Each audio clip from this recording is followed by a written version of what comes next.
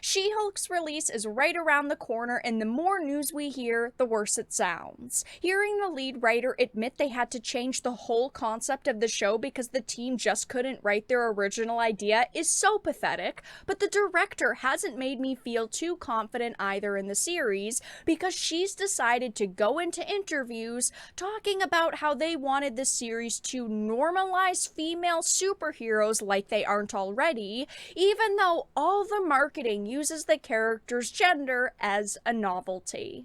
I have a few things to show off, but before we get into the topic at hand, if you enjoy the content that I create, please make sure to subscribe to the channel and hit the notification bell. Follow me on social media like Twitter or mine so that you can see when my content is posted.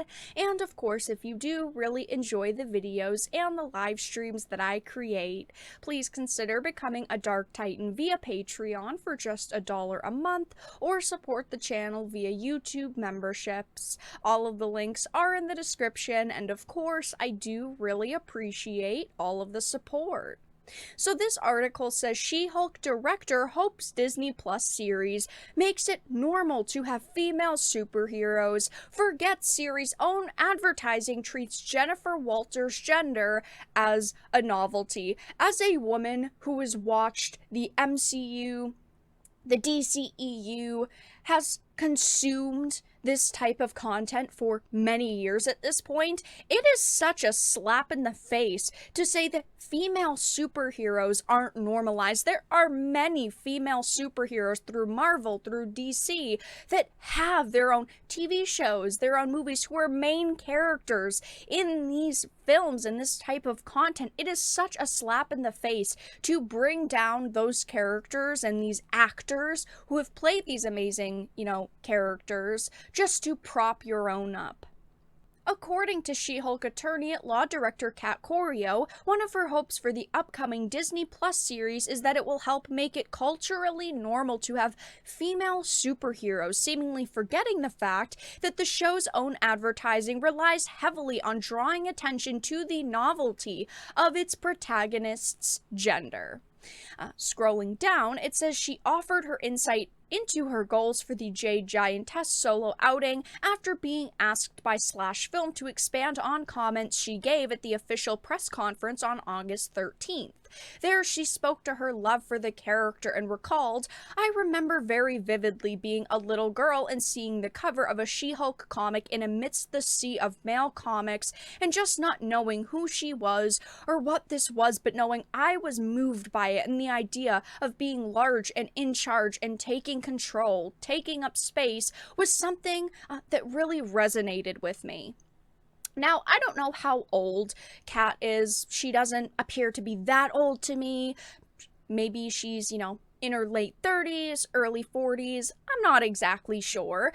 But maybe she did have these experiences where she went to comic book shops and tried to find comics surrounding female characters, and maybe she just couldn't find the selection that she was looking for. Maybe she expected to see a whole wall filled with only comics about female characters, but she tries to make it sound like it's a male-dominated hobby still, which is definitely not the case. There are plenty of females who write characters, who portray these characters, and it's just not really this way anymore. Again, maybe she had bad experiences when she was younger and she just couldn't find the content she was looking for, but she makes it sound like they were hiding this content away or just nobody was creating it, but clearly people were creating it, and it was, kind of front and center for people to see because she did end up finding this comic. I think it's gotten a little bit pathetic that this is constantly what we hear during press tours and all of these interviews about these shows with female characters that are leads, because they basically just try to say it was male dominated, there's no females, we're making way for females when females are already part of these industries and doing amazing. She talks about how if you were a little girl, if you liked comics, you didn't really advertise it. I always liked them, but I also never felt like I could talk about them publicly, if that makes sense. Now, obviously, everybody is different. Everybody has different experiences in life, but I am someone who has liked comic books, trading card games, manga for basically my whole life, and I have never ever had a experience where I felt like I couldn't enjoy this type of content simply because I was a female. Again, I don't know how old she is. I don't know what years exactly she's talking about, but there have been females in these industries since the beginning of them. I never, as a younger female, felt, wow, I just picked up a comic book. This is bad of me. I shouldn't do this. This is a boy hobby. Maybe I was just a little bit different because I didn't really care about what people thought. But she makes it sound like she cared so much that she decided to not enjoy things that she liked. I personally just feel like these are made up stories in order to sell your show. I feel that way most of the time when we're hearing about individuals saying, as a little girl, I couldn't do this and do that, but who knows? But it goes on to talk about She-Hulk and what they wanted to do with this show. So I was talking about the new generation, just having it be normal to have female superheroes. My dream is that they aren't called female superheroes anymore. They're just superheroes. In the same way, my dream is to not ever be called a female director again, but just being a director. Now, I don't think that it's bad to want to just be called a director instead of having your gender pointed out all the time. But they are the ones doing this to themselves, right? We've seen this. You are the one pointing out that you're a female director. You are the one pointing out the fact that most of the cast is female. You guys are the ones pointing out that behind the camera, most of the workers that are part of this project are female. You guys are the ones who are using gender as a novelty, as a selling point, hoping that we will see, wow, there's all females part of this project. I'm going to go and watch it, which is ridiculous when you decide to make claims like this.